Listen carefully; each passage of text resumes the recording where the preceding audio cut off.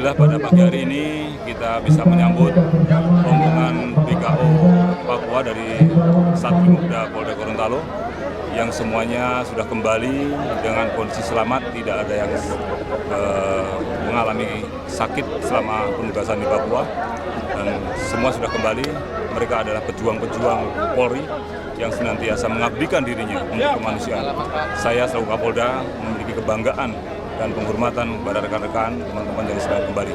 Mudah-mudahan ini bisa menjadi amal bakti, amal ibadah buat kita semua, terutama rekan-rekan melaksanakan tugas.